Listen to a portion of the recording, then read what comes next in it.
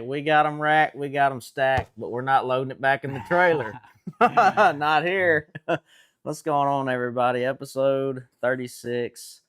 We are back again.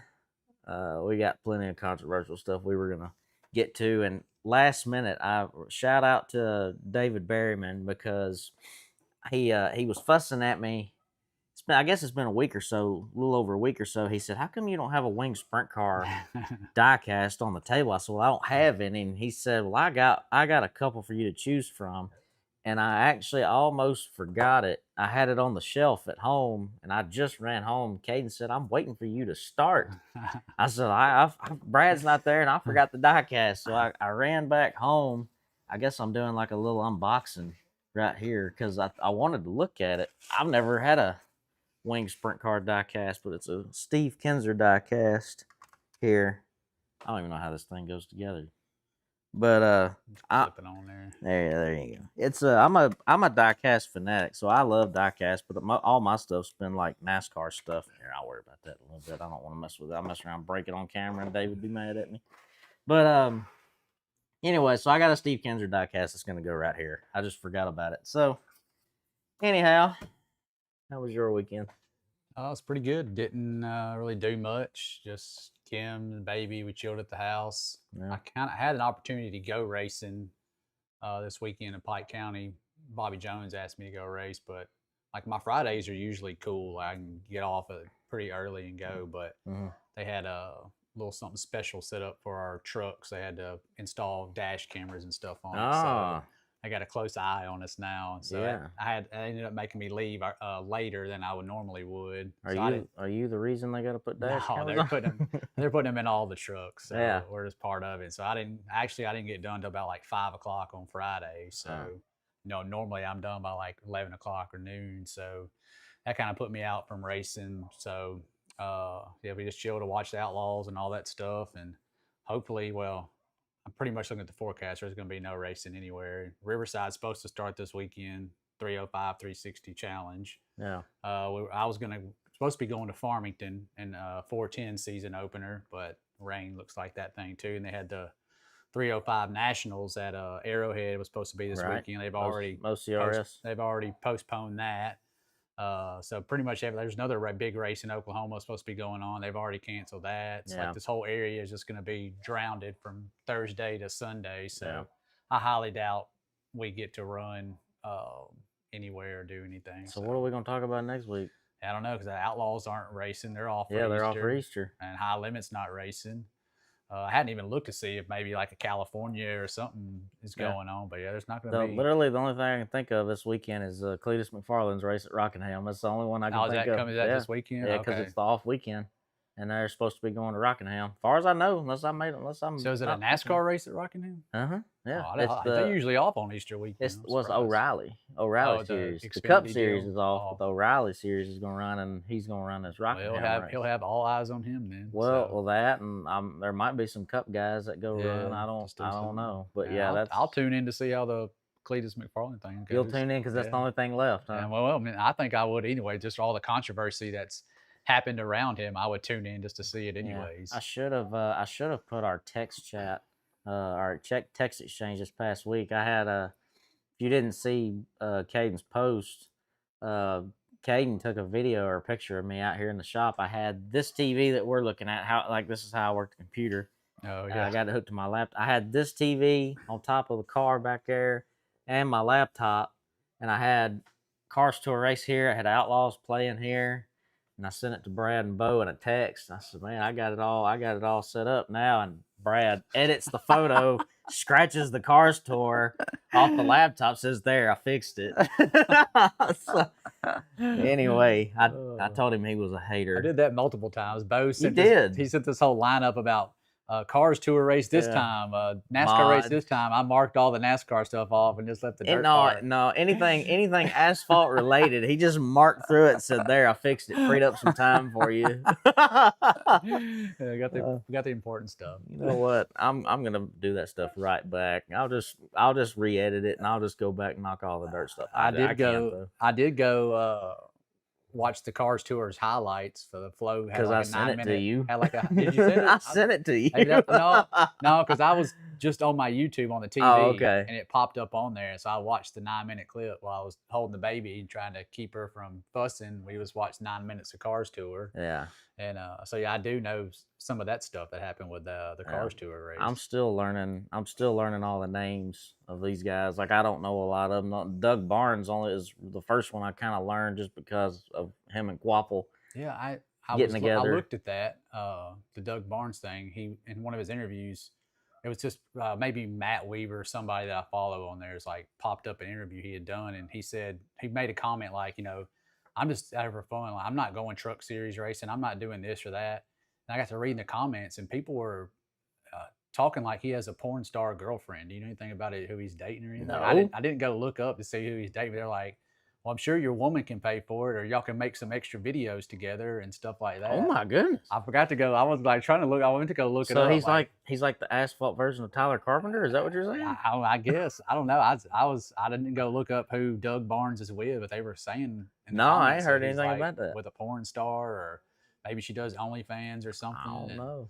He was talking about. They were talking about, why don't you get her to pay for it and all this stuff. So that's what it about takes these days. Thought that was kind of interesting. I never heard of Doug Barnes, and now his name is burned in my mind because of that. Yeah. So. Yeah, I mentioned that once, and Caden hit me in the head with a book, so I never brought it back up. Thought, well, we got to pay for this stuff somehow.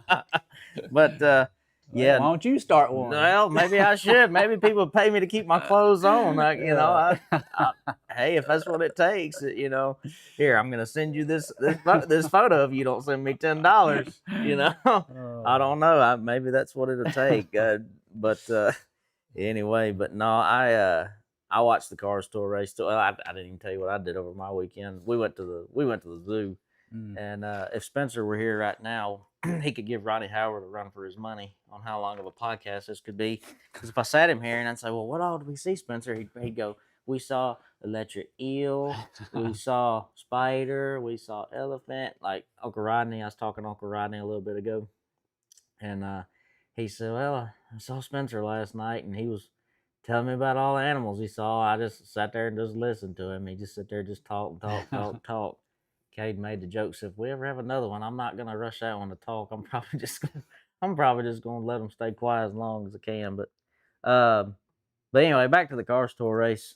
Since you actually watched it, I thought it was all so typically. Apparently, a lot of the Cars Tour races or these late model stock races, they're like all 125 laps. It was 175. Yeah, this one was 175, and it was actually a really good race. The 9-minute clip was entertaining. Yeah, it was actually a real I was back there. I was working on our car, and it's kind of hard because I'd be sitting there doing something, and I'd kind of get to watching it, and I'm like, dang, this is actually pretty good. The track was cool. Like it was a little tight track, so they all kind of like couldn't really get away from each other. Right. But the only thing about that is if one of them crashed, there was about a 10, 12 pileup because there was literally nowhere to go if there was something that happened in front of you. It was, I think they said 26 cars started that race. There's about 10 at the end. It was like 9 or 10 left. So that one might not be on my list of ones that I care to go to after watching. Now, it was entertaining. Yeah. Like, it was fun to watch back there, but I don't know. I told Dad, he come in late after it was almost over. I said, man, I tell you what, I said, if you'd have just started in the back of this thing and just rode there, just sit there and just watch the chaos happen, you'll get a top 10. There was a guy out there that had the whole front clip was like tore off the thing. He was just out there logging laps. Well, he was running. He was up there. Top 5. He was up in the top 8 or so at one point. He was running like 3rd or 4th at one point. I mean, just throwing sparks. And who? So crazy. So this part of the race that got interesting was who? I know one of them was the mini Tyrell guy. Who was the other guy that was going back and forth? That's Doug Barnes. That's Doug Barnes. That's Doug Barnes. That's where I thought you were going. Oh, okay. So Doug, I didn't know who. I didn't have the volume up. I only saw the name. I knew Terrell, but so was Barnes the one that got the rear ripped off of it? Yes, Barnes. So Barnes got to Mini. Mini was clearly faster, but they had like a restart there, and he got to Mini, and I don't think he hit him just hard. Like it's kind of hard for me to say because of the angle we were looking at. We were watching him go into turn 1, and right as soon as Minnie kind of got loose, the camera went over to turn 3 and was looking down the backstretch, and so you kind of missed a lot of it. I don't know how hard he really hit him, but he moved him, Yeah. and he got by going down the backstretch, and Minnie got side by side with Connor Jones, I think it was, for second. Mm-hmm. Connor got by him, and I mean, Minnie flat out just didn't give Connor a chance. He run right in the back of Connor, moved him up, and he was headed straight for that 88 car, and he got by him, and they actually got to racing like really good. They'd crossover move and sit there and go back and forth. It was just, only thing it was like still 70 to go at that time, and he was clearly faster. I thought it was kind of crazy how hard he was racing him with 70 to go like that. And then of course once they got together and it ripped Barnes' rear off, he was like, well, I'm done. So he just kind of slowed down. I talked to Kim about it, and I was like, if I would have been Terrell, I would have just backed off too, and then just went in the next corner and finished him off before he could finish me off. Because when he passed him, like, you have to know what's coming after that. And like I said, Barnes just went in there and just was Hail Married. Is like, we're both neither one of us are gonna finish good tonight, and cleaned him out with about 70 to go there. I really didn't see anything that Doug just did that was just awfully wrong. I don't think he deserved to get run over like he did. And they were just racing pretty hard. And I can understand Barnes' frustration there, especially like I said, 70 to go, and we're racing like it's the last 5 laps. Which is pretty crazy. That's what I thought. My first thought was 70 to go, man. Like, he clearly had, like, Terrell had the fastest one. If that race had went green another 20, 25 laps or something, I think Minnie drives away from him. I don't think Dude had anything for him. I missed a lot of from 70 on. They kind of cut towards later in the race. But one of the things I did want to ask you about, because I don't understand it, but so Quaffle, he was on the front row outside, I think, at one point. Yeah. And did he miss a shift? Was his tires too cool? He was running out of fuel. Oh, because I noticed he just like slid around the whole track, like he couldn't get it back going. So I think he was running out of fuel. So that was kind of one of the things that frustrated me about the whole thing is, they kept having these cautions right there at the end too, for sure. Yeah, and they kept having all these cautions, and you already had one guy. So that was what started it. He run out of fuel on his restart. Well, they didn't say, okay, maybe we should, stop these guys. It's been a long race, a lot of cautions. Like, maybe we should stop and put some fuel in them. Yeah. Nothing like that happened. And at Landon Huffman later on, I saw an interview, or I didn't get to actually see it. I saw the little heading said frustrated about the fuel situation. But so I didn't get to listen to it. But I'm not the only one saying it was kind of frustrating. Like, well, why didn't you just let these guys get fuel? Because, one after another after another. Connor Jones, the one that eventually went on to win the race, he run out of fuel. He had to go to the back. Well, like I said, it probably wasn't 10, 12, 13 cars running at the end. Well, he goes back there he was 10th with 8 laps to go. And people kept running out of fuel. The guys in front of him probably trying to conserve. Yeah. He's able to go just wide open. Yeah, now he can go because he's got the fuel to make it now.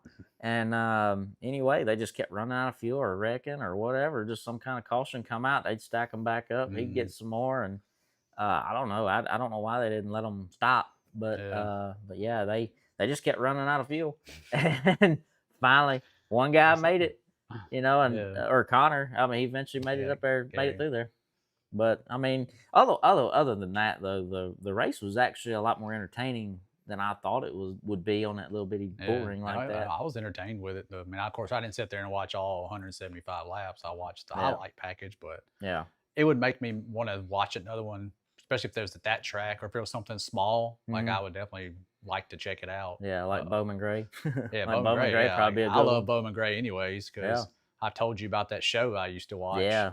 And like that. What was it called? Oh man, I don't remember. You wouldn't ask me, I wouldn't remember. I don't remember what you said. Madhouse. Yeah, I think it was like 2012 that show came on, and that's how I know about like Jason Myers, Burt Myers. There was a guy on there. His name was I don't want to say Junior Johnson.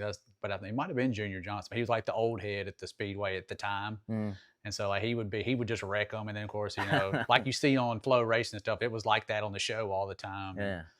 They had Bad Brad from Velocita was like the narrator, but they made it look like a radio show that he was hosting, but he like narrated each episode and stuff to like let you know, here's the point stands, here's what's going on in this, and Yeah, I got super into the Madhouse and those modifieds and stuff like that during that time. Yeah. So yeah, So like is that is that here who you're named after? Is Bad Brad? Is that where Lynn no, got that no, from? I didn't even know he was Bad Brad until he got Velocity. Hey, I'm Bad Brad. And he does all his videos and stuff. I figured that's where Lynn Neal probably picked it up. By the way, on the when you did so you were on Lynn Neal. That was last week. Was it last week? It was last week. Yeah, because it was on the air Saturday and Sunday. Did you say anything to him about being Brandon's brother-in-law? Did you say? Yeah, anything? we did. He you asked did me. say that. He did okay. ask me towards the end. He was like, because we started talking about Kim. I never got to listen to it. I can go listen to it though. Right? Yeah, you still on radio. It's on a Real Deal Racing That's Report. Right. He asked me, you're she's not just some normal person. She's got like a family that races too, and that's when we talked about you getting your stock car and stuff like that. Yeah. So, in case you don't know why I asked him that, when I did Lynn's show last year, I don't even remember when it was, but the whole time he just kept referring to me as Bad Brad's brother-in-law. The whole time. He never would even say my name.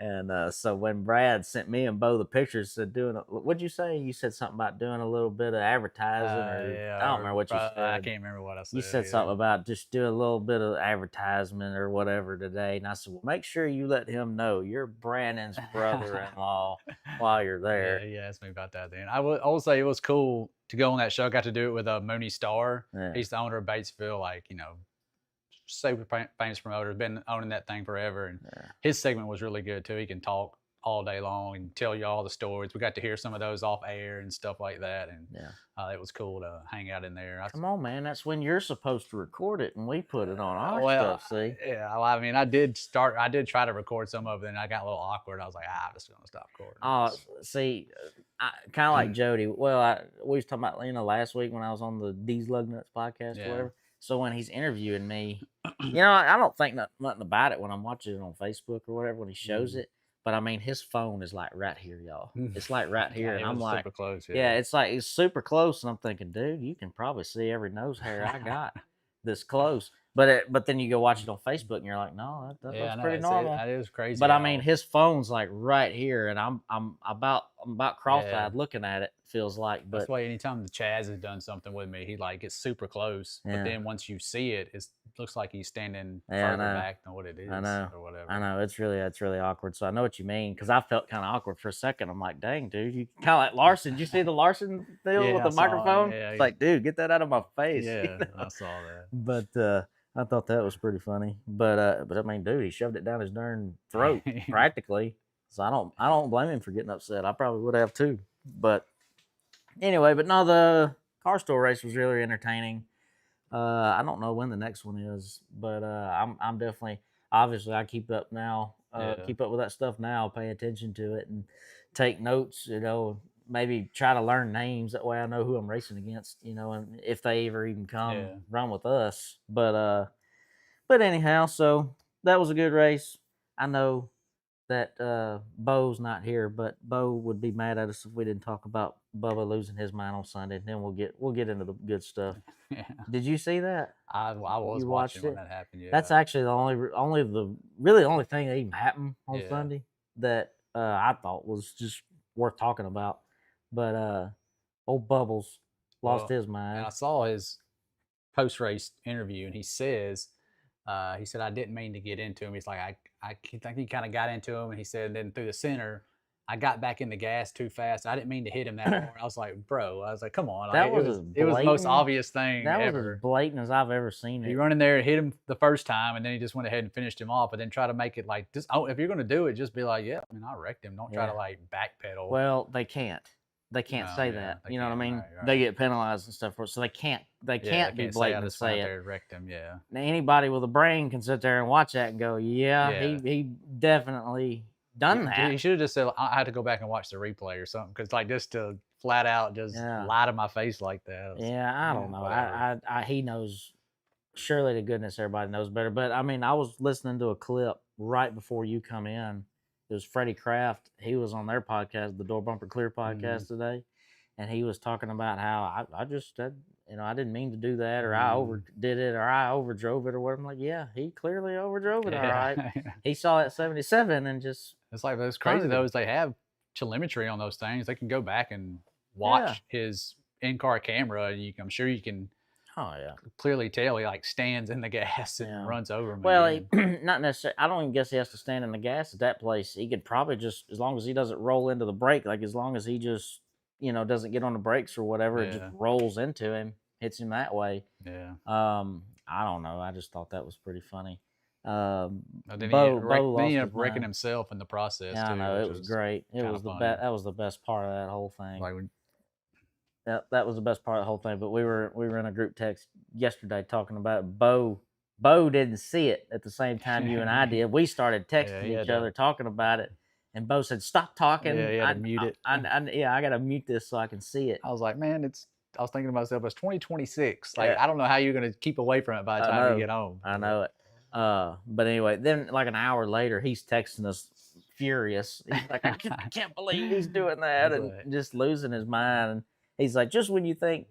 And he's right. Just when you think he's kind of grown up a little yeah, bit, just when you think he's starting to mature and running real good, he goes and does something stupid like that, especially over at Carson, And yeah. Carson didn't even get into him, but Yeah, he said he was upset about the 3 wide before. I was like, well, everybody's going 3 wide yeah, there yesterday. Like, I'm sorry. He got a better start than you did. yeah, Sorry. yeah, that's he crazy. he Carson does Carson things. But anyway, it was worth mentioning just because we don't really care for him. But let's see. So we did that car tour. All right. OCRS, do we want to mention that? That's canceled now. Yeah, So. they did cancel that. Did you see they're talking about going to just strictly 305s for next Yeah, year? I think they were, but I think that was already in the process, anyways. So. Well, they kind of snuck it in to the post though. That's what's kind of Yeah, funny about it yeah. is Well, I think they'd made a post earlier in the season though, saying this would be the last year they did. of the Okay, I haven't seen carb and the 305s together. I think they were basically trying to give everybody time to get rid of their carbureted engines, which they'll probably just start some other series or they'll run them at Creek County all the time or something like that. Yeah. I mean, there'll still be a place for them, but yeah, I guess they're just going to do all 305s next year. So I know, did know that deal. They had like 90 entries. Tanner Thorson was going to be there. Mm-hmm. Pretty sure Keith, that guy he's been driving the 410s for, bought a race saver and he was going to go run it. Mm-hmm. So I know he was one. I think he was going to probably be the only guy. I don't know. I don't know if Dwayne White still has his 305. If he does, I'm sure he'd have been there. But yeah, I know Keith was going to go do it. Tanner Thorson was going to be there, and I heard there's going to be a couple other guys maybe going to be there. So now it's not going to happen until 2027. Yeah. So yeah, I'll have to wait a whole year for that to possibly happen. So well, makes me kind of glad we went the route we did because otherwise that would have been the other option that we talked about. That was one of the things we talked about in off seasons, like because we had talked about maybe if we didn't go through the process of trying to sell our stuff and go the stock car route, we was like, well, the OCRS still looks pretty interesting. It looks to be one of the better options too, and so it's first race it gets canceled right off the bat, and anyway, but 90 entries. Yeah, I think it was about 90, it makes me kind of glad I didn't do that. That's the same way the Eagle Nationals is Yeah. up there in Nebraska. They get about 90 cars, and they Yeah, have to that's like- start at like 2 in the afternoon. Yeah, that's like one of their. That's That's probably their like big their race. biggest race, Mhm. though. Yeah, That and is the Belleville National still a thing? Yeah, they still do. Set I pace know. that 7,000 to win for that. It is. deal. I haven't really heard much about that Yeah. either. Yeah, they got the 305 national deal this year. They got ASCS going there, and the I knew Outlaws are going ASCS back. was going back. So Outlaws they- are going back too. Mhm. Okay. Yeah, so they got a bunch of sprint car races going back to Belleville. The 410s are going to absolutely be ripping around. Oh that my joint. goodness, dude. Yeah, that place. That place. It's so big, you don't even feel like you're going fast. Like Knoxville's about to that point to me where, you're doing something, but it's so big, wide open that you don't really feel like you're flying. But in a 360 around Belleville, it felt like I wasn't even hardly moving. Which that was probably, that was probably 2015 when I was last there. 2016 maybe. So it's been a long time since I was there. So Keith's engine builder said that's Keith's 305. So I'm just going to ask. So did Keith get a race saver, or has his motor always been a race saver? Is it a Riverside motor? Because I don't know what the 305 rule. I thought it was a race saver 305 rule, but anyways, answer in the comments. You can carry on. Oh, okay. okay. How to respond to that. I don't even remember what I was saying. What was I talking about? You're talking about Belleville. Belleville. Yeah. Oh yeah, Belleville. Yeah. I remember I started on the pole heat, and Brian Brown started behind me, and I'm holding it wide open and I'm just hugging the bottom. Yeah. Car's driving perfect. I'm not lifting nothing. I mean, I could just turn it down there like it's just a Sunday drive. I'd turn it down in there and I'm riding the bottom. Everything feels good. And I'm thinking, oh, I wonder if I'm pulling away any. About that time, Brian Brown just comes to my outside and he just drives on by around outside, just keeps on going. And I mean, I couldn't hold it to the floor any further. That was all it had. And I didn't have any tire spin or anything. And I pulled in. I just told Dad, I don't know what else to do in that situation. Like there really ain't nothing you can do. I just got outmotored that day. So that's really the only Belleville experience I have. But yeah, that'll be interesting. What else? The Mid-South stuff that went on. Speaking of 305s, I guess we'll give BJ a shout out. He won at Benton on Saturday night. They actually had 15 305s there, which, I mean, some of them guys, obviously, like one of them come from Mount Vernon, Illinois. They had, of course, BJ was up there. Corey Ray was up there. Keith Ainsworth was up there. Corey Bailey went up there. So you had a couple Riverside cars go. Corey blew up, didn't he? Yeah. So that was one thing I was going to touch on is the Mid-South area also had some rough weekends. Corey blew up in the heat race. He'd just taken the lead in the heat. It looked pretty good. The motor blew up. Now they just got that motor back. They have a guy in Nebraska built it for them, and that was the first race they put on it. Well, they went into practice day at Riverside, and that was the first race night they put on it, and then made about 2 laps in the heat. So they actually, I talked to Corey, and they pulled the motor, and Jim Kenny was supposed to be taking it up to Nebraska today to get it freshened back up, or get them the dude to fix it, or whatever they were going to do with it. But didn't say what happened though. No, they said that it was like 5 and 6. Something had happened. The lifter had push rods had come out, and the valve spring, obviously was not valve springing, and it was like it dropped down into the motor. One of the push rods or something had dropped down in there. A valve? Dropped the valve? Yeah, I think I'm pretty sure he said it dropped the valve. At least one of it was 5 or 6. And it had dropped a valve in one of those. I can't remember which one he said it was. Yeah, dropping a valve is the biggest. Yeah, there was no water in the radiator, so it was all in the motor.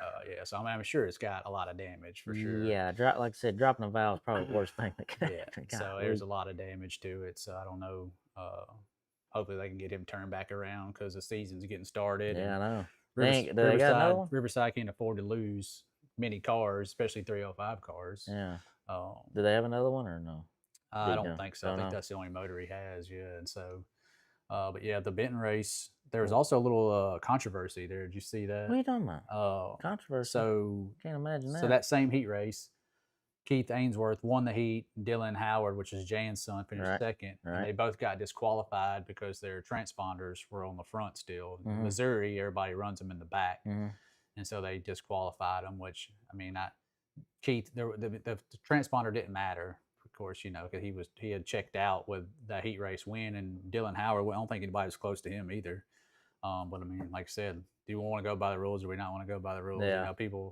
We always want to go by the rules, and we go, yeah, it's maybe a silly rule or whatever, but at the same time, it's like part of their rule package. What if they wouldn't have said anything, and then you go out and you do have a drag race, and then that costs the feature or something? Yeah. So yeah, they both got disqualified in the heats, and then I think they both had to tag the rear of the A, and Keith did get back up to a 4th. That's from what video I could see, BJ was pretty much rolling. Yeah, he was rolling. He was pretty much gone. He had a real good start. He rolled the bottom. It was real pretty on the start. Yeah. I think he started second. Who was on the pole? Does it say who was on the pole? I want to say, oh man, I don't remember. It ain't that big a deal. But whoever was on the pole, like he got going pretty good. He hit the bottom on the start. BJ, he's up there in the slick. So I mean, he wasn't going to get going very good. And dude went straight to the top, tried to roll the top. And I mean, BJ he slowed down and just pointed that sucker to the bottom. And I mean, straight, just looked beautiful. He come off too, and he never looked back. He led the whole thing. It's nice to see a Riverside car up there and go up there and win. Yeah. Take that one. So yeah, that was, I like they had a good car count, but like I said, how much of that is kind of an illusion because you had Riverside cars and one car from Mount Vernon, Illinois, one from like northern Missouri, so they're probably not going to be there every weekend. Yeah. So it would be interesting to see once Riverside gets rolling and stuff around here gets rolling, what their car count kind of goes to after that. You know, I don't know. I don't know how far it is from Jacksonville to there. It's probably, I'm pretty sure it's pretty decent ways, Yeah. but Jacksonville has got some really good 305 racing going on up there. And Jacksonville is like it's like an even smaller version of Riverside. Yeah, it's more like I've always told like a you, Crawley's Ridge. yeah, I've type always told thing. you would really like it if you ever go, because I mean it's pretty much everything you ever drove on, and I liked it. I enjoyed going, but I had wondered like how come we don't really ever see any of those guys like come and run something like that. I don't think they've gotten rolling yet, to my knowledge. Yeah. I could be wrong. I think it's just Travel. they just don't pay good enough. You know, Right. they pay $750 to win, but like the winner gets paid well. And I think maybe the top three is pretty decent breakdown. It's like 750, 500, 300 maybe. But like after that, it just goes. Everybody gets like $200 or $150. Something not good, but it's like the top three I think get kind of decent. But after that, it kind of falls off the cliff. And like I said, it's just expensive to go racing right now.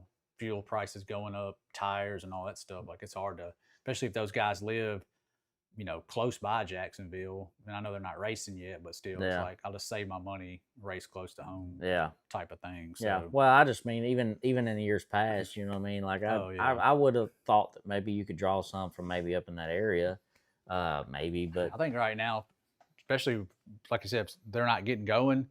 You could do some sort of like special, like 1,200 to win. You could probably get those guys to come down, you know, and race for a little bit more, especially since they're not racing right now. Maybe throw a little extra on the top, but you got to put something through the field. You can't just make it 1,200 to win and then 300 per second like they did that 410 show where it was 2,500 to win and 750 per second. You know, I was the only one that left happy that night. You know, and but yeah, like I don't know. I like Benton and I like what they're trying to do. Like maybe they could do a little something better with the breakdown for money wise, but the track race is really good. And it's, it does get slick, but it's usually not really doesn't rubber up. And it's really not that hard on the tires when it does get slick. The only race I ran there was the Power Eye race. When was that? Probably 2 years ago that I went, 3 years ago that I went. And it was a blast. That's the one and only time I've been there. And I had a great time. It was real racy, like you said. And Perky says about 3.5 hours from Jacksonville to Benton.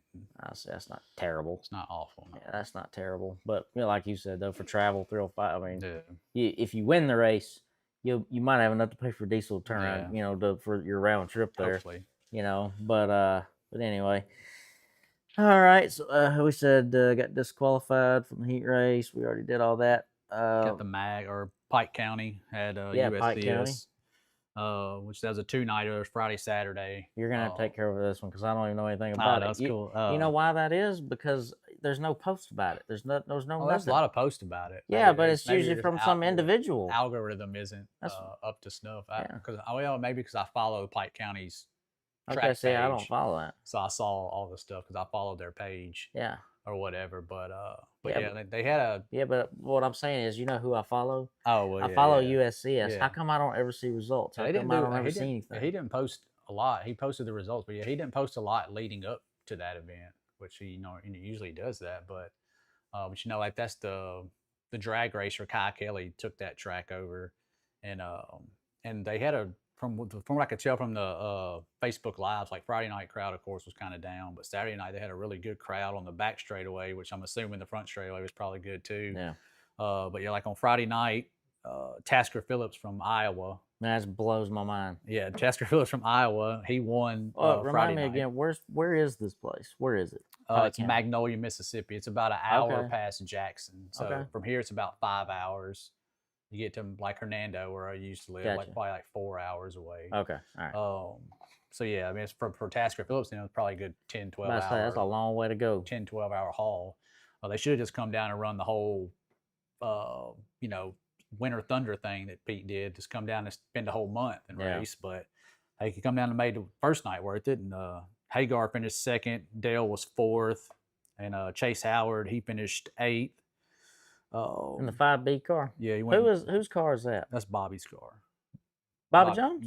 Yeah, he's got the 55 anymore. Yeah, he's got his 55, but he's also got a 5B. Okay. So I was wondering. I thought, well, whose car is this? I've never seen a that's 5B Bobby before. Jones's car. And so on Saturday night, Cohen McDaniel, he's a young kid from South Carolina. He races Millbridge like every Wednesday. Mhm. I think he's 14 or 15, but he's a gasser. He ended up winning Friday night.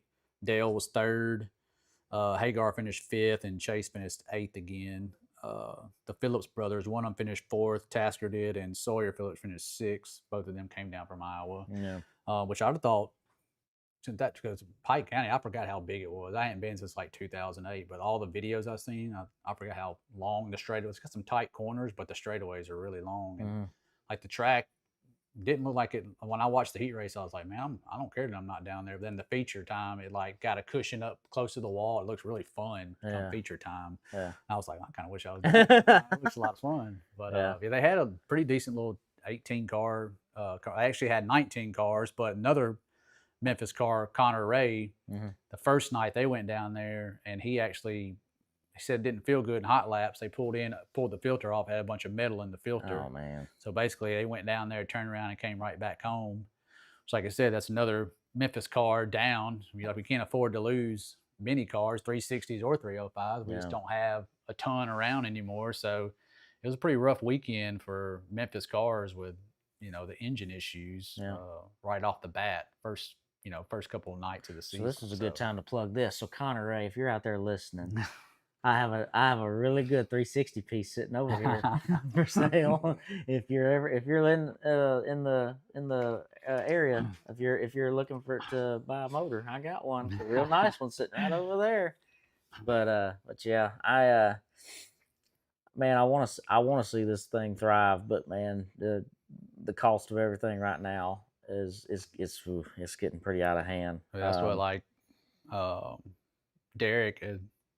Hope I'm not telling too much information here, but Clayton had told me he talked to Derek, and Friday night Derek got 1,200 for second, which I don't, because they paid 2,500. I don't really love the breakdowns. 25 to win, and then 1,200 for second. I feel like you could make it 2,200 and 2,000, 1,800 for second. Like make it closer than what it is, or 2,500, 2,000, something like that. But like Derek said, he had pit passes, he had fuel to get down there, and he burned up at least a set of tires. I think he said he burned up like $800 worth of tires. Oh yeah, easy. And he got pit passes. I think he had two. I think he had Cameron Chamness and Bill down there helping him. So I'm sure he got them in the pits. So he's probably looking at a solid, 250, 300 in pit passes if his family went. Yeah. Fuel to get down there, tires, and then he got $1,200. At the window. It's like it's hard to justify doing that again. Yeah. That's what scares me about the fuel prices going up right now is it probably cost him way more in diesel than it would have, a month ago to get down there.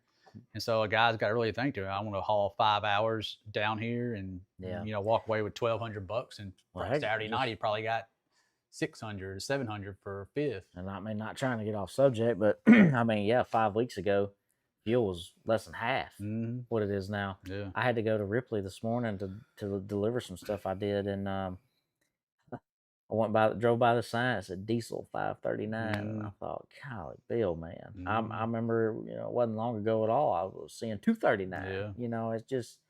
It's just crazy how quickly this has all changed. And a lot of people didn't plan for this. If they did have sponsors or wherever, maybe they thought they were good in the beginning, and now you got motors blowing up, you got fuel going up, and I think about it, like I guess it's so easy to feel kind of prisoner of the moment, but then I kind of think back to COVID times, 2020.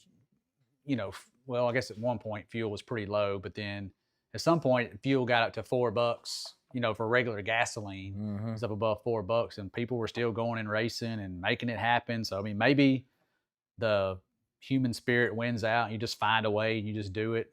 I don't know.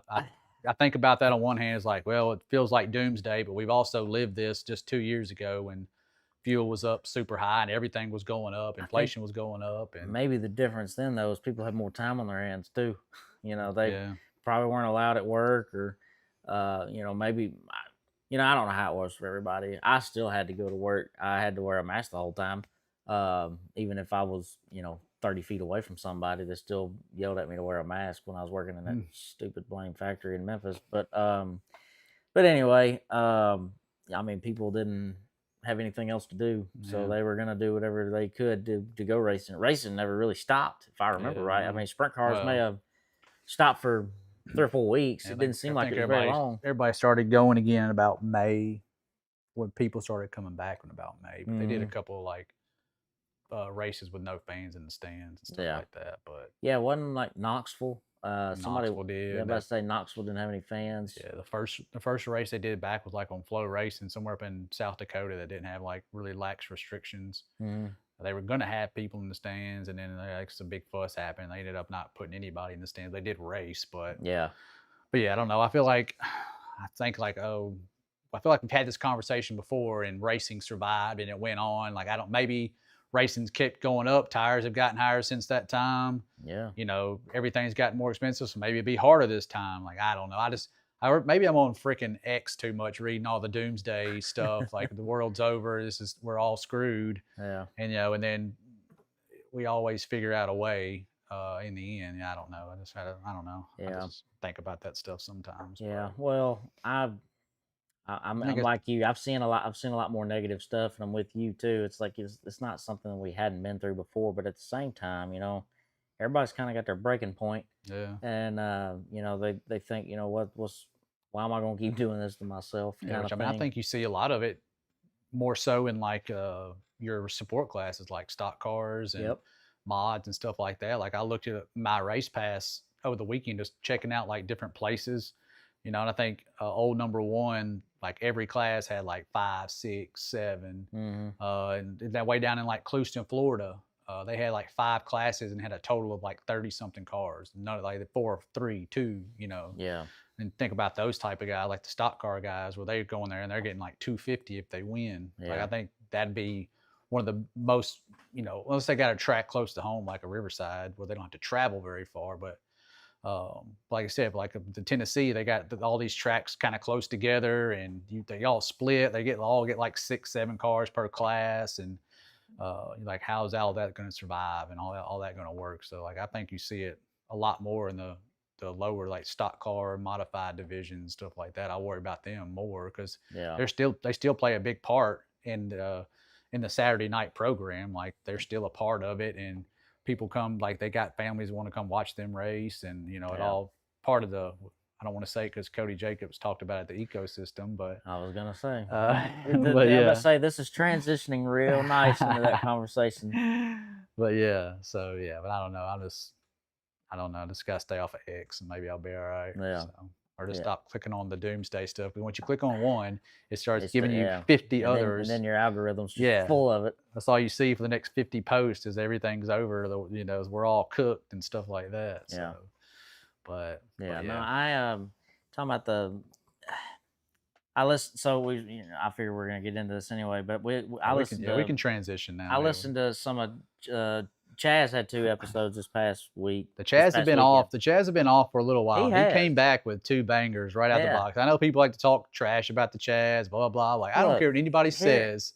He's entertaining, okay? And that's what I like about it. Is like, I can go listen to Dirt Tracker and Jeremy Elliott, and they give me all the stuff I just read on Facebook. Like, the Chaz just, he throw in some wild stuff. Maybe it's true, maybe it's not. We can talk about it. We can figure it out. Yeah. No, I like Chaz, and I think he's necessary. To me, he's the most entertaining. Yeah, most entertaining when it comes to getting any kind of opinions on dirt racing. Because Lord knows he ain't gonna talk about no asphalt racing unless it has something to do with NASCAR and Kyle Larson or some kind of the manipulation. Yeah, that's the only way he's gonna bring it up. But I love listening to his show, and I think he's completely necessary. He kind of reminds me, and he was talking, the one I was listening to both episodes today. I started last night, and I was almost finished with the second one today. He kind of reminds me of Woody Harrelson. And did you ever watch that movie 2012? No. You never watched that movie? No. All right, well, go watch that scene of Woody Harrelson. He's like this real, the one, you know what I'm talking about though, right? Yeah. 2012, the world's ending. Remember the world was supposed to end, and then they made this movie about it. Anyway. Woody Harrelson's like this nutball in there, and he's like shouting out all these conspiracies and just talking real loud all the time, and everybody thinks he's kooky, and then everything starts happening, and then the dude, like the lead in the movie, is like, okay, well, I mean, what now? Like, so now he's so now they're like, oh, okay, so this guy's not full of crap. Yes, that's kind of how I pictured Chaz. Like, yeah, he says some awful wall stuff that I don't agree with, but he also says a lot of things I do agree with. So he has a totally different perspective, and it's entertaining. he doesn't care what you think about him, say about him. He doesn't care. I mean, Jeremy Elliott was calling him everything under the sun. I did hear when you're like apologizing. He's like, oh, so now you're gonna call me names? Yeah, he was like, that was funny. Yeah, he just don't even let it bother him. He just lets it roll off his back, just keeps on going. Yeah, but I mean, he was calling him stupid and ignorant and everything else, and I thought, man. It made me think a lot less of Jeremy and a lot more of Chaz. And the Chaz, like, he kind of pulls the curtain back sometimes. Like, if Dirt Tracker and Elliott like have some sort of information, they kind of like hold it close to the vest. Well, Chaz, he'll give you little tea leaves. You can kind of put it all together and figure out who he's talking about or what information he has. But like, I liked how he just talked about, Tony Stewart pulled me to the side, and he was like, you talked about Misha, and you know that's what he was getting on to me about, was talking bad about her. Or even we talked about it. You remember that? Yeah, we talked about it. I don't even know if we ever mentioned her name. We did. We did mention her name on there. Okay, well, Tony hadn't pulled us. He hadn't pulled us. He hadn't pulled us in there. They don't listen to us. We mentioned her name. But yeah, I mean, when he started saying that, I thought, oh, I can't believe. I really hope Tony doesn't go back and find our episode or whatever. He might not like that. He'll pull the curtain back, and just like he talked about on one of the shows, like Reitzel was in his interview, and he's like, I quit drinking and been working out. He's like, I went to a Mexican restaurant. He's in there drinking a Modelo. The next day. He's like, so I don't know. Maybe he just wanted to have one a day or something. I thought he quit drinking. Like, he'll give you the little tidbits that, like but that's like the reporting.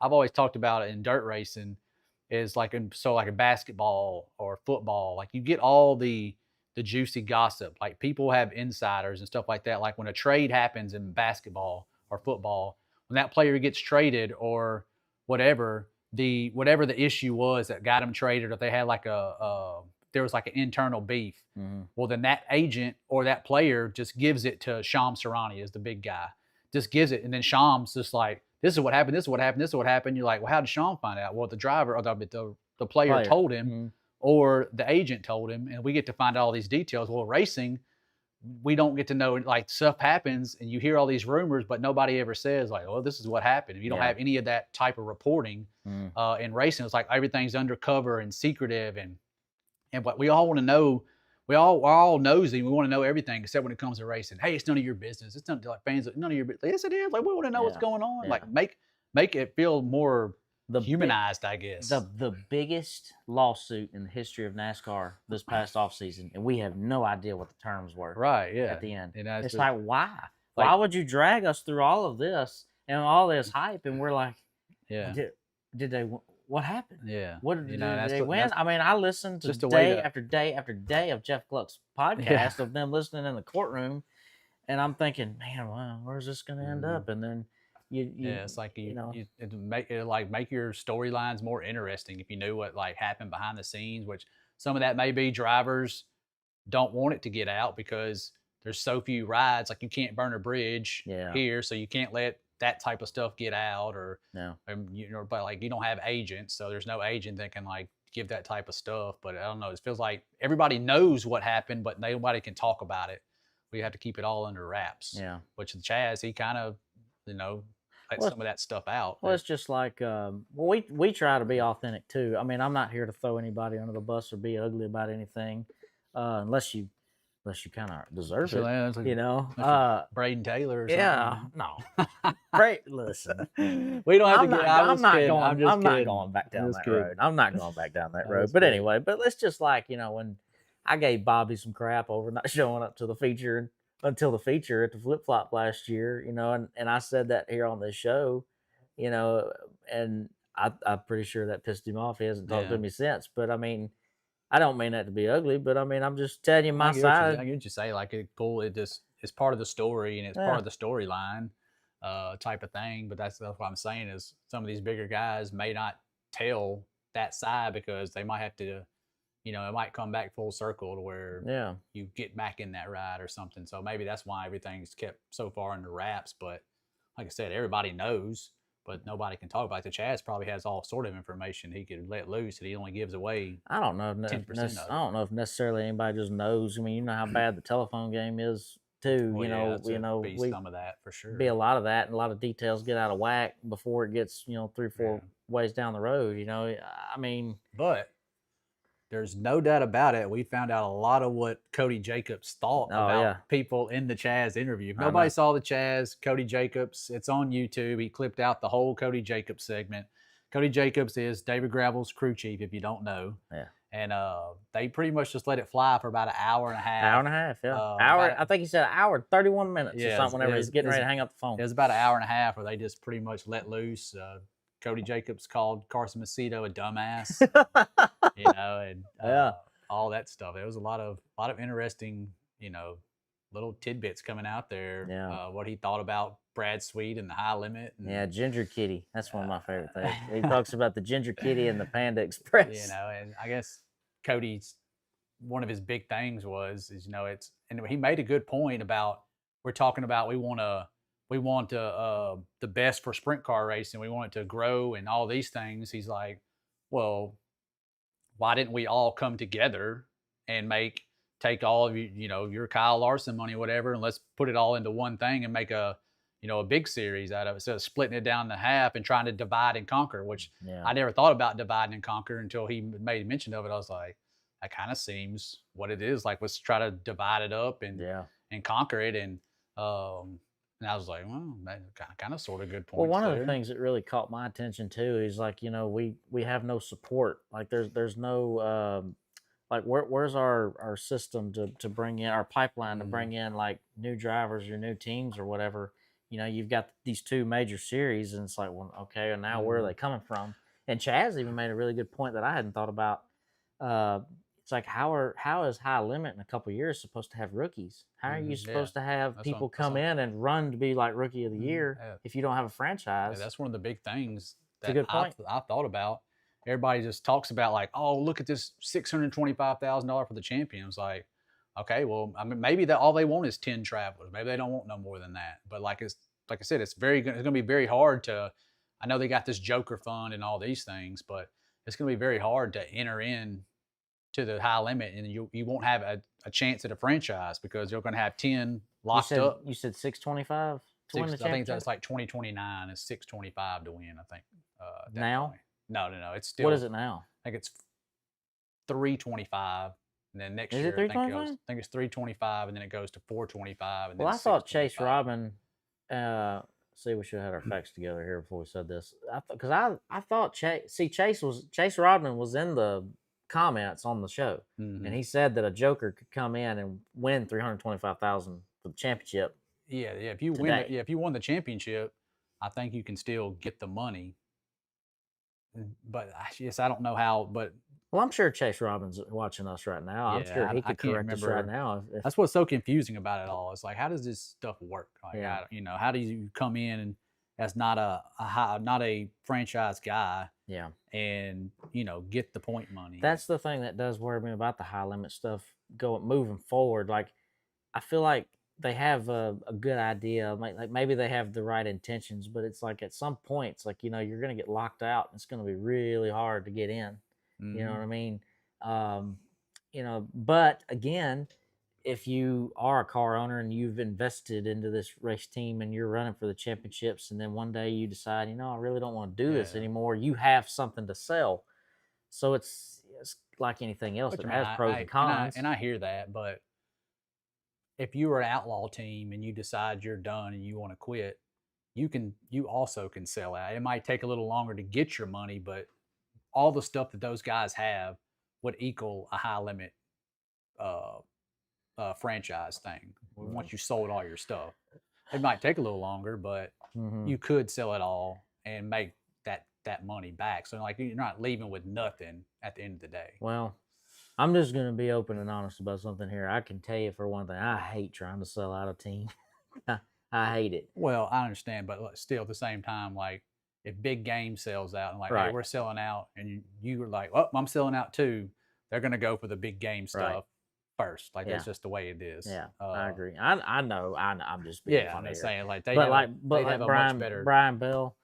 Brian Bell's liable to be hanging on to his stuff for Oh, it a could long time. sit around for You a know, while the for sure. truck trailer for sure. Our trailer's been for sale for like 3 years. Mm-hmm. You know what I mean? Yes, But you know, and especially right now since everybody's got their programs lined out. You know, you get to August, you might have people starting to look for motors or yeah, you know whatever. But right now, everybody's kind of got their stuff and yeah, they're racing and they're really not looking to buy right this moment. yeah. So Well, you best believe I'll be paying attention if I see any 410s or 360s blowing up, because then I might just accidentally send them a link to the motors that I got. But no, I will say this past week, you know, it's really funny that we talked about just last week, like, you know, this is when High Limit and Outlaws are going to be able to race each other, yeah, I and know. like this is, you know, we were looking down the schedule at when they're not going to like collide, and their schedules wouldn't collide, and maybe one could go wrong with the other, and it just happened to happen This weekend. this past Saturday night, and we thought we were gonna get to see, you know, High Limit versus the Outlaws. You had Thorson, Persley, Marks. That might have been it. I was gonna say it wasn't very I think many. it was those three guys. Yeah, it wasn't very So many. it was only 2.5 hours from Dodge City Hour and a to half. Park City. Hour Hour and a half. Mm-hmm. So yeah, they were pretty close by to each other. So they just made the trip across there, and Which is really odd, because then I mean, they were close for sure. Yeah. That's probably the closest they'll be all year. But Can you imagine being a definitely fan? very weird? Well, I mean, I guess they're far enough apart to where people close to Dodge City or just go to Dodge City. I guess. People close to Park City will just stay in Park City. That's what I kind of made that argument about the Alabama races we did. They were Yeah. only 30 minutes apart. That's a little too close because those people that were close to Moulton, they were going to stay there, and the people at Tuscumbia, where if you weren't so close, those people from Moulton would have came to Tuscumbia, but Yeah. you're only like 40 minutes apart. So if you just separated more, you've been 4 or 5 hours apart or something like that. Well, then those people from Dodge City and Park City would have to kind of meet if they wanted to see sprint cars. But if you're so close together with them people, I'm just going to stay. I'll stay here. Yeah. Or whatever. But yeah, it was kind of weird how close they were at that time. But yeah, just getting into the big story. Yeah, I'm about to say. So the biggest story. So the joke. Hopefully you understood what I'm talking about. So when Chase starts the race, we got them right. We got them stacked in the high limit room, or however he says it. Yeah. You know, the big thing has been for the last several weeks, it's been, you know, David Gravel's probably the best one right now. And I did not argue that at all. I do think he's the one to beat right now. Yeah. Him and Cody have got it going on. They're fast everywhere they go. They're the ones to beat. When he goes on the track, you're saying, well, he's about to be quick time. Yeah. Yeah. And everybody likes to make an indictment like, oh, that's just the outlaw. Like, no, they'd have their stuff dialed. They went to a high limit race. He's going out there and setting quick time. They just have their stuff dialed right now. And you know, so there's really no debate as to he's probably the toughest one to beat, just in general. I mean, take the series out of it. If he shows up, he's probably going to be the toughest one to beat right now. Yeah. So there's big debate about High Limit versus Outlaws. We've talked about it. I've picked on him about, you know, the High Limit, the greatest show on dirt. And I just like to give him crap. You know, I've liked High Limit because I thought it was more entertaining, just because I know more than likely who's going to win an outlaw race. You know, at least at the High Limit, I didn't know, you know, we'd have a different winner or whatever. And it was just more entertaining. So we go to the outlaw race Saturday night. Where was it? 81 Speedway. I lost my train of thought. So 81 Speedway, High Limit guys get canceled because of high winds, correct? High Limit canceled their race. They canceled their race because of high winds. And apparently those high winds made their way all the way to 81 Speedway. Let me pause real quick. Let me welcome Ronnie Howard in. He has not been commenting. Hey, where you been? He hasn't been commenting in a while. He's commented on the Ronnie, show. where have you been, so man? He's back now. Did we say something to offend you? Is it the jokes about talking about how long your episode was? We'll stop if you want us to. I put on my. I think I put on my header. We're going to be talking about Mid-South racers. He probably come here to see is that what it is? Talking bad about him. He's probably like you. He's probably thinking, I don't want to listen to that asphalt crap. I don't want to talk about NAS crap. I don't want to listen to that. And but anyways, back to our 81 Speedway. Glad to have you back, Ronnie. Anyway, so Thorson shows up, and we're thinking, cool. He's the points leader, high limits. Like we're gonna get a true like, all right, high limit versus Outlaws. Mm-hmm. I was disappointed, that Reitzel and Rico and all those guys didn't go. But anyhow, so anyway, they go out and qualify. And Tanner qualifies 12th. 12th, right? In the group, yeah. He goes out, qualifies 12th in his group, and loads up. And he's going to be starting third row outside of his heat race. Yeah, he's going to be starting third row outside of the heat race, and just loads up. Says the win. At first, he had put out a tweet or a Facebook post that said something about we decided to scratch tonight 81 Speedway. Yeah. We didn't want to. Originally it said we didn't want to risk the wind since our wind in our equipment since our commitment is to high limit. Well, then for some reason he went back and took the wind conditions out of it. For some reason, but that was his initial was the wind and track conditions. He'd want save my equipment. Yeah. We're committed to high limit, or whatever. Did he say track conditions? I think in the original one, I think it was high winds. Because even you had said something about it's like, man, it is rough going into 1 and 2, and they talk about coilover cars. He that's probably like the roughest situation he's been in there because he almost crashed it in qualifying when he went down there the first time. Yeah. But yeah, so that was the original thing, was talking about wind and didn't want to risk the equipment, I believe. Yeah. And which kind of led into the whole track condition thing, overall conditions. Yeah, I thought the last mention was one to save our equipment, save our motor. Yeah, well that was some of it, yeah. And but like talking about on the Chaz show is Friday night there was high wind, there was red flag warnings in Amarillo, which I get it, he's running for points, so he raced. Yeah.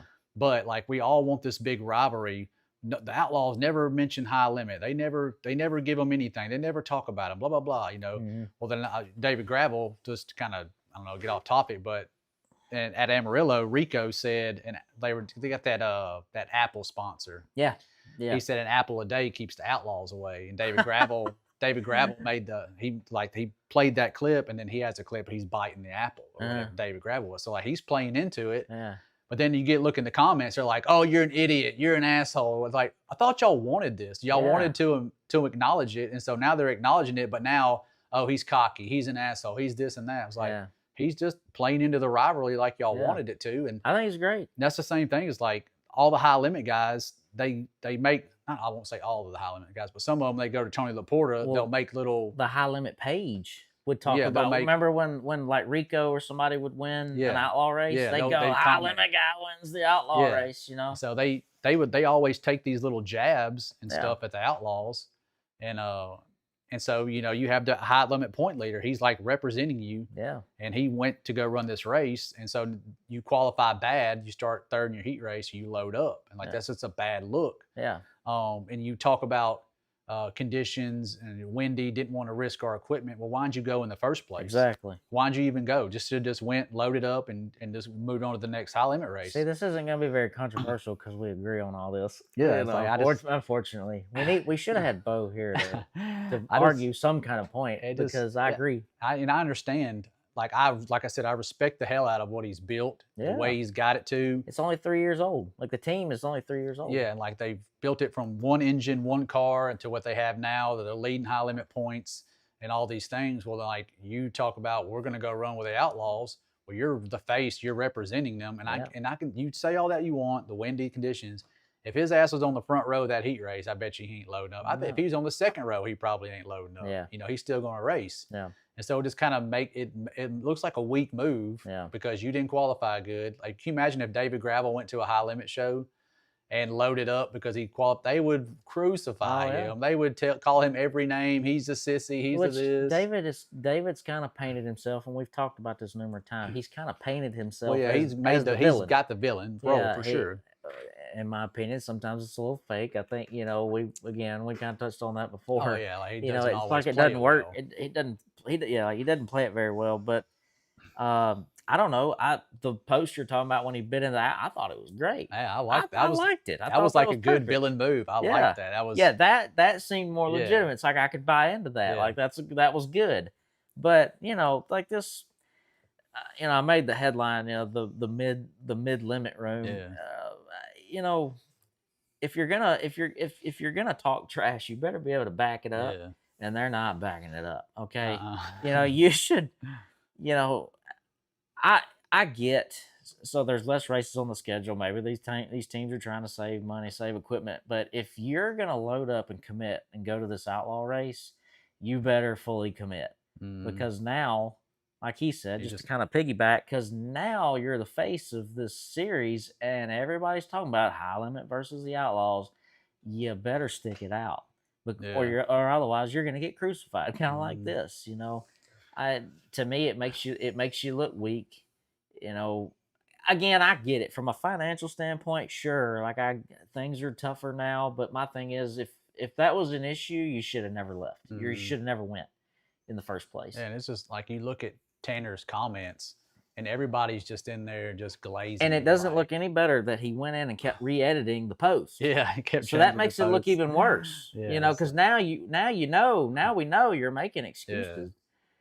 So because I think somebody made mention. Maybe they got to mention it in the comments, like, well, it was windy the night before. That wasn't an issue then. So then the whole wind thing, I get it. There's two different scenarios. It was a point race, not a point race. I understand all that. Yeah. But still, you kind of play factor into the wind, but was that really a big factor? Because like Cody Jacobs says, like the wind wasn't that bad. Like you could see the flags moving, but it wasn't like 50-mile-an-hour gusts. Yeah. None of the other cars were having issues, driving through the corner. It wasn't blowing them into the wall. We've seen that before. But none of that stuff was happening. But it really does just look like we didn't qualify well. I'm taking my ball and I'm going home. It's not a good look for the high limit point. If you're trying to be legitimate, we're the best series. We got the best cars. We got the best drivers. We got the best this. Well, then your main guy folds and goes home. Like this, it's a bad look. It just is. It looks terrible. Like that's what I told you. I said the debate's over. Yeah, the Outlaws are the best. I've been sitting here defending high limit for how long? Yeah, the whole time. Okay. Yeah, like I play into it just because of you, just because I like to poke. But I've been on team high limit, and I liked what they're doing, and I did find a lot more things entertaining. And like I said earlier, I do like the fact that maybe we don't know who's going to win every night. So like I have been behind it, but this past weekend you lost me. Sorry, you lost me. And I love what Tanner Thorson has done, but I hated the loading up. Like, I'm sorry, if you go, you race it out. You don't load it up. You don't pack it up. I get he's racing on a low level. He could kick my ass every night. Oh, I for get sure. I'm not doubting that at all. That's something else too. But like, I can have my opinion about this. Yeah, still. that was something I thought about today when I was listening to the Chaz. And I mean, it really would be like this. Sorry not to cut you off, good, but if I been running 360 410s, if I'd have went to Benton Saturday night and we really sucked in the heat and I'm starting 8th in the feature, I'm like, I'm not taking this chance. I'm loading up. Well, like a little sissy. Yeah.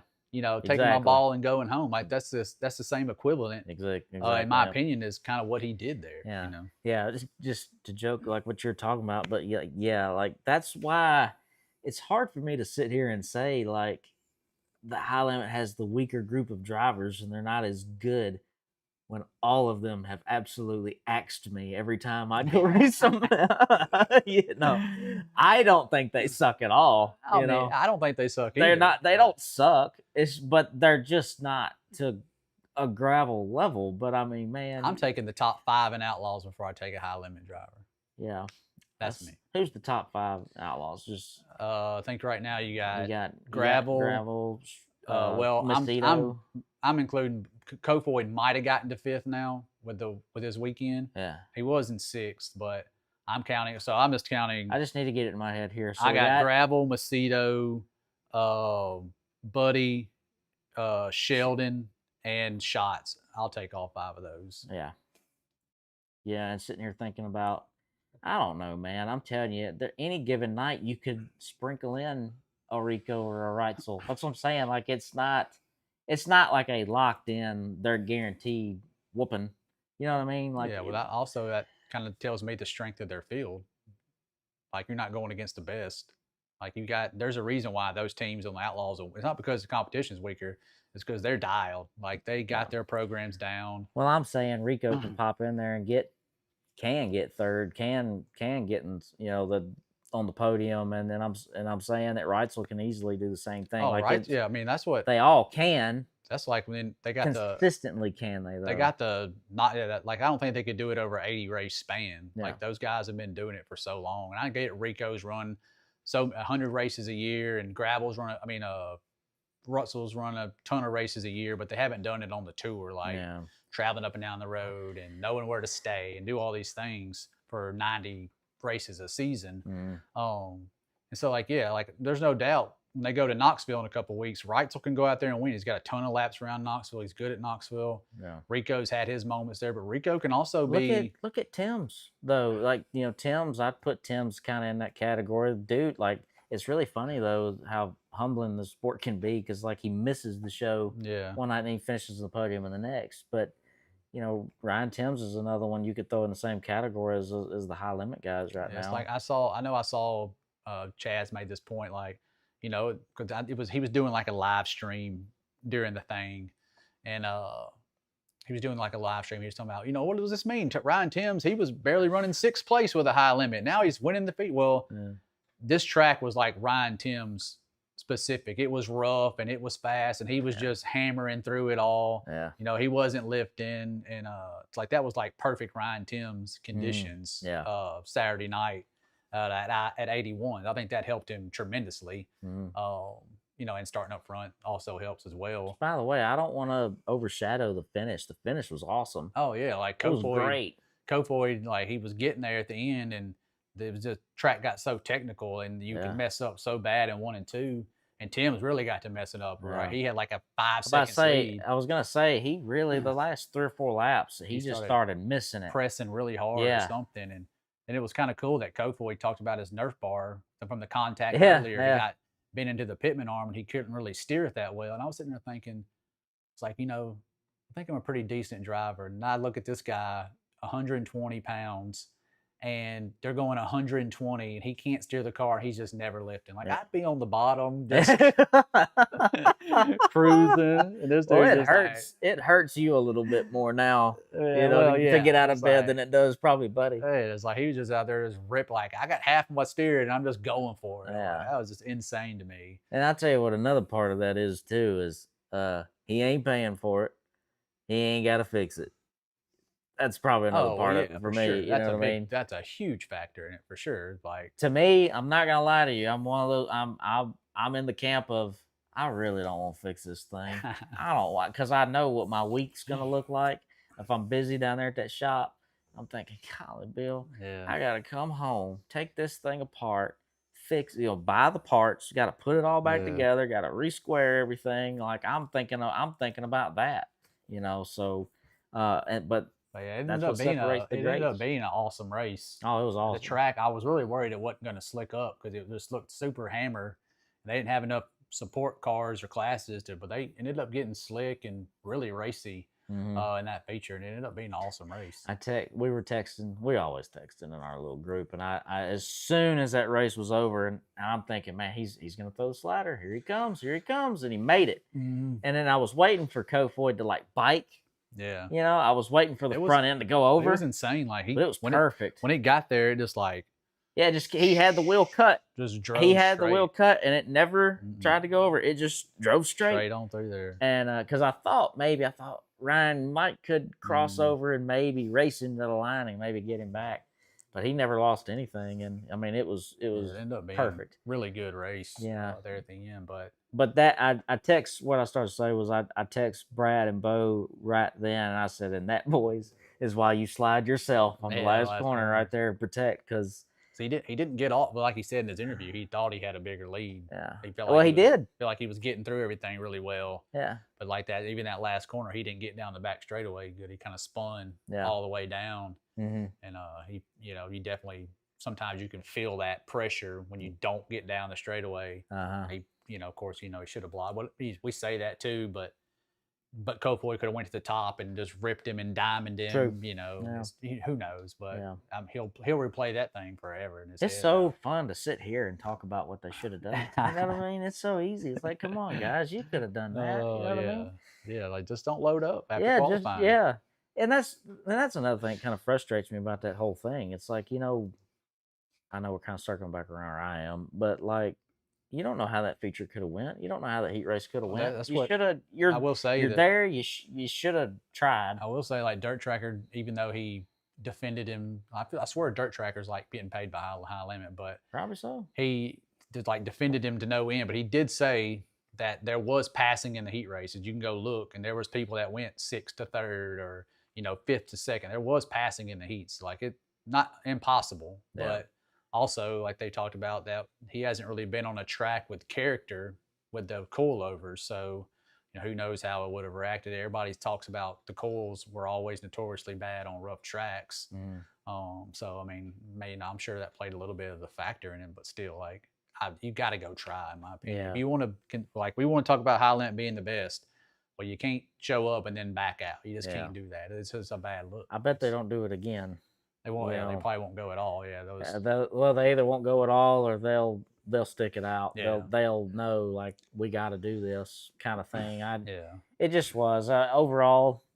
Like I said, I know it's not entertaining when we both agree on the same thing, but I'm totally on the board of like, man, you've got to, you're there. Mm-hmm. You are literally representing an entire series, and there's a ton of people excited about high limit versus Outlaws. Finally, we finally get to see it again, and you load up. It's just it looks so bad. Like they could do the meetup at Knoxville and totally redeem themselves. Reitzel could win them all. Rico could win them all. Tanner might be smooth. Tanner might just be ripping that cool car around Knoxville and just totally change my mind. But for right now, you've definitely lost a lot of points in my opinion. You weren't on the same level to begin with to me, and now you just took 3 steps backwards even further. Well, I had you about like here. I had you about right here, and now you're down. You're right here. Yeah, that's where I'm at. Like I said, I've tried to defend. I've been on the high limit train. I'm excited about this. Kind of excited about what I'm seeing, and then like I said, you lost me. You lost me on this still, but. Like I said, still respect the hell out of what Tanner's built. I don't want to take away from that. Like, he is amazing what they've done with that team and where they're at right now. But it's just the first Outlaw show. You got to go. You got to do it. Yeah. Nope. I agree. Is there anything else we need to get to? Just looking at some of these comments. Yeah. What we got in the comments here? Stormy just said that Cody is the villain, not David. I disagree. They're both playing the villain role. Oh, David's definitely trying to play the villain Cody role. Might be a lot more aggressive with the things he says, and David's kind of like subtly playing the villain role a little bit, but they're both. The thing with Cody, if I'm Cody, like, see, Cody doesn't have to drive the car.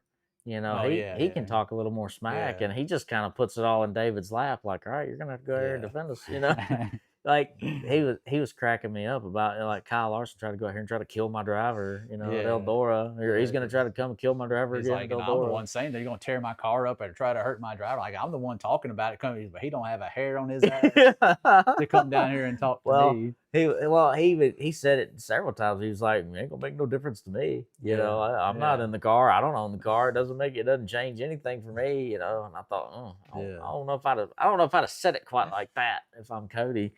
But boy, he like you said in the beginning, they let it all hang out.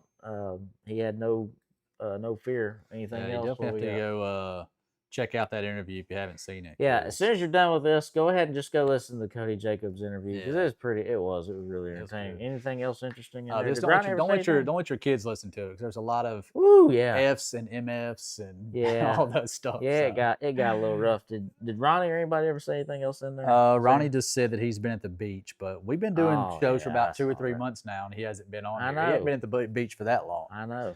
Well, if he has been, I need to know what he does for a living. I might need to get in on a little bit of side action like he's got going on. And then Perky just said that he liked the USA versus the Woo years better, which really shows Perky's age because that was like 1990, and he was probably 15 at the time. So dang, Perky. I don't even know what that is. Yeah, it was the it was a series when Outlaws split.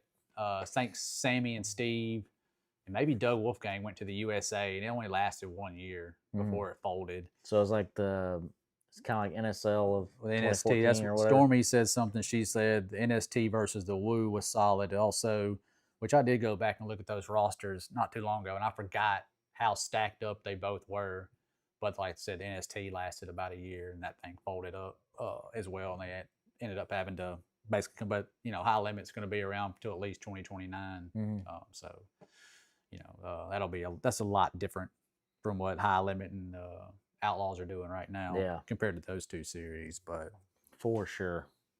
Anything else? Oh yes, actually.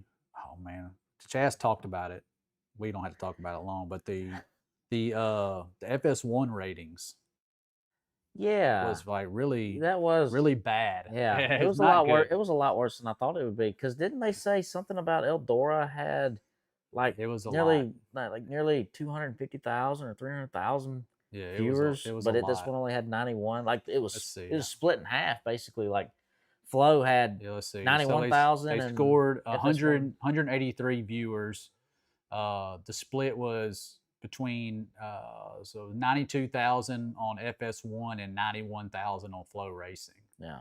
So that's like not good at all. No. Only 90, which I don't know. I thought about this today, and maybe it's one of those things where if you're doing the FS1 broadcast, if you want to go on Flow and watch hot laps and qualifying, have it on Flow, but then go dark, then make everybody go to FS1. I get your paid subscriber. Like, I don't know, throw us $10 back or something for each subscription or for that week, or give us something back if we can't watch it. But you got to have a way to push you can't have people on Flow and in FS1 and your ratings be that way. Like, the thing about 183 still wouldn't have been awesome. If you do that though, like how many people are going to pay for a subscription to go watch hot laps? And I'm just talking about the people that already have their subscriptions that watch other than just this one event. Gotcha. Like you can go black. That's what I'm saying. Kick them back $5 or $10 per race, something like that. So you can go black and then push everybody to the FS1 broadcast and have everybody on there instead of splitting it like that. Because it looked like FS1's like, that's all you guys brought, 91,000. Yeah. Like you better start having some better ones coming up. Also the crowd at Vadu was not very good either. There was a lot of empty spots and spaces in the stands as well. Yeah, well, typically out west doesn't do very, very good anyway, does it not? I mean, typically some of them do. Like not very many of them do though. Like the Central Arizona, they race like 4 days in a row, but towards the end they got really good crowds. But like Badu, I mean, it was kind of surprising to me because that's the only show they get, and it's on FS1. I figured there'd be a whole lot more people there than what there was. I know at Amarillo for the High Limit deal, like it was windy and cold and all those things, and their crowd was down there as well. I don't know. I mean, they're trying to appeal to new viewers. They're trying to get. My thing about that too is I thought about this as well. FS1, like, who knows about that channel? Like, if you were. It would be more appealing to me if you were on ABC, CBS, the big Fox. I was just about to say, is like typically the only people that know about that are already the race fans that you already have. Yeah, already race fans are going to go to FS1. I don't feel like you're pulling in new people on FS1. Kind of, opinion. And I'm not trying to go to NASCAR topics or anything, but like when I thought going like the O'Reilly series when they went to that CW channel, I thought that's kind of silly, but their viewership has actually gone up. It's part of like when you go look at any.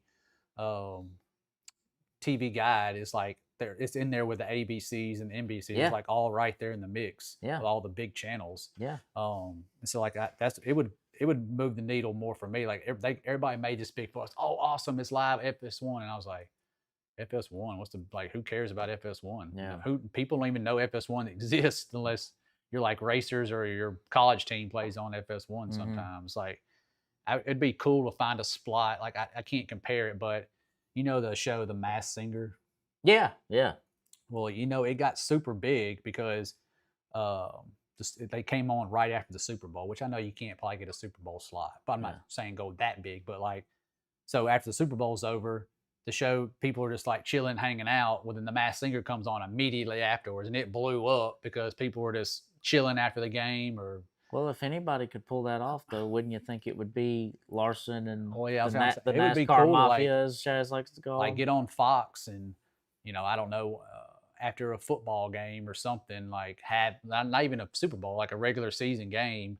If you could have that race start right after that, so people are just sitting there chilling after the game, and it just pops up on their TV, Yeah. and they're already there. You know how many people would look at that and go, "What the heck is that thing?" Yeah, I know. Yeah, they definitely would. They go, for "What is sure. that? Oh, wow! Did you see that Yeah. guy flip? Oh my And gosh, that was and horrible!" and I would like, kind of like if they were going to do something like that as well. I would like to see. I don't want to see every event like this because I think I want people to get the full experience. But like if you were going to do something like on the big Fox and you were just going to come on after a football game or come on after American Idol or whatever, just have a highlight package. This is what happened in qualifying heat races, B main.